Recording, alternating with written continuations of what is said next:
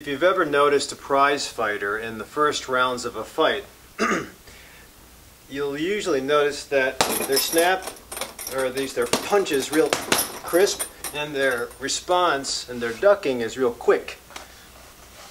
That same athlete at the end of 5 or 10 rounds will be a little slower. It'll be like they're throwing pillows instead of sharp jabs. But that's usually because of exhaustion. And that's when the best form and the best cardiovascular fitness usually prevails. Now, when I've talked about fatigued in the past, I've talked about hitting the wall. Hitting the wall is an athletic term, and it pertains to exercising but not having enough stamina or energy, or essentially energy packets in the body to continue on with the activity. And you suddenly just feel like you hit the wall. Fatigue, can't go any further, muscle cramps, short of breath. The other option too is with chronic disease. Now when you have chronic disease and fatigue from that, you'll actually have manifestation of disease with bowel irregularity, palpitations, headaches, brain fog, irritability, emotional instability. So that's the two extremes. But I've been seeing a lot of patients that aren't necessarily athletes, but don't necessarily have true manifestation of overt disease either. Kind of average Joes, work 40 hours a week, but just aren't feeling right. The typical scenario is 30 to 40 to 50-year-old woman is having a little more emotionality, a couple of hot flashes are coming back, or just a little bit exhausted, but not suffering, just a little exhausted. The typical thing for a guy is they're a little tired, they need more coffee in the morning, it's upsetting their reflux, can't get to sleep that well, don't sleep continuously, or testosterone doesn't seem to be up anymore and the sexual functioning is poor. So that's when, unfortunately, that's when my guys usually come in. As far as women, I think women are better at going to the doctor's office. I usually get them before they crash. But either way, it's not at the athletic extreme, it's not at the manifested disease extreme, it's in the between. And that's when it's kind of hard. But the treatment is still the same. So if patients come in to see me and I ask them, I try to inquire how their sleep is, I actually recently got a teacher that came in and she was able to get to sleep at about 10 or 11, wake up at 6, and she said she was good to go. She said she felt she had a refreshing sleep, just like the day she came to see me. But I tell you, at 3 o'clock when I was interviewing her, every 5 minutes she was yawning. And I don't think it was because I was boring. I thought that it was easy for her to turn on the stimulation, the conversation. She was able to get into the gist of what I was talking about, but she was yawning. So to me that means exhaustion. And I know that people can make themselves wake up. They can make themselves, if you've ever seen a kid on a nervous kid waiting at a bus stop or waiting for the test scores to be handed out, you'll see the legs moving a mile a minute. Well, I remember passing by some kid in the airport and he was listening. His whole body was stiff and quiet. He was listening to something on his radio and on his computer, but his leg was moving a mile a minute like he was on speed.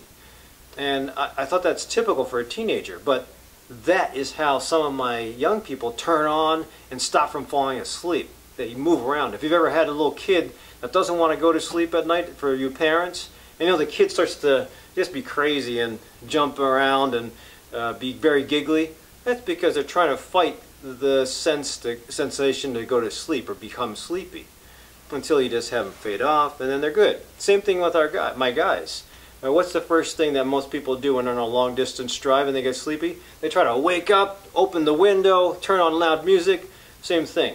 So I think that the average person that isn't manifesting specific falling asleep at the wheel kind of symptoms or having a poor job performance can actually still have poor sleep, and will be able to work through it and not recognize it. So my biggest contention is that if there's any signs or symptoms of exhaustion, that would be poor performance, emotional instability, difficulty with tolerating stress more so than usual, or those hot flashes coming back, or for guys, more sexual dysfunction, difficulty with erection, difficulty with maintaining an erection, difficulty with ejaculation, difficulty with gaining the same muscle mass with the usual exercises as before, it's probably going to, or if you have to go require more caffeine or more alcohol to put you to sleep. More alcohol to put you to sleep, more caffeine to wake you up.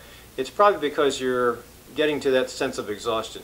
And it just goes to show you with my previous videos on sleep how important it is to get proper sleep. The brain needs rest, just like muscles need rest after you have a good workout. You need to recuperate, then you attack the muscle again with some other overstimulation. That's how we build. Same thing with the brain. After getting good knowledge, you need some sleep, and then you reinforce that knowledge the next day. And this whole circadian rhythm thing is a lifetime thing. We want to make it till 90 years of age and be fruitful and involved with society, be involved with family. You don't want to just be 70-year-old or 50, in some cases 50-year-olds that are walking around obese, short of breath, getting stents put in the heart or getting bypass or on their way to bypass. You don't want that, because nowadays with modern technology and insurance, you'll be kept alive, and you'll be kept alive in a terrible state. I call it the walking dead. And you might not see that now, but it's coming, and if you ignore it, you're going to be slapped in the face with some reality sooner or later. So that's why it's so important to come in and see me or get to physical once a year to just make sure that everything that you're used to is healthy. Because it's really easy to start accumulating one symptom after the next symptom after the next symptom and think that it's okay. Before you know it, you got 20 symptoms, and it's like, wait a minute, where'd all this come from? Just like inches on your waist. It's like, oh, how did I get this heavy? But again, it sometimes takes an outside source like your annual physical guy or a chiropractor to tell you that, well, you're getting a little bit off here, so let's get back to goal, or let's set goals. So if you haven't done it, get a checkup. If you're having symptoms, please consider getting or see my other videos. When it comes to a little bit of fatigue, whether it's hitting the wall or chronic fatigue syndrome showing up, the signs of chronic fatigue, I still say it's important to manifest good sleep. And I just happen to like rhodiola in the morning. It's an adaptogen that sometimes stimulates. And then valerian, passion flower, and hops at night. Maybe even 5-HTP and melatonin. I think they're all good for inducing sleep, whereas the rhodiola isn't good for waking up in the morning. I don't have coffee anymore. I stopped that about the same time I stopped alcohol. But I use D-ribose, as exemplified in Jacob Teitelbaum's book. I like Jacob Teitelbaum. He's out of Hawaii, and he's been doing a lot of great work on chronic fatigue syndrome or SEEDS and fibromyalgia for a long time. Great book, a lot of great things that might, if you read it, you might find yourself falling into some of the categories. But even if you don't fit into those categories, I think it's still a good book to utilize to try to get to a healthy level. Wouldn't it be great if we can all get to sleep like we did when we were 10 to 20 years of age, get the energy like we did when we were waking up as 10 to 20-year-olds, and then love life like we used to back then, at least most of us.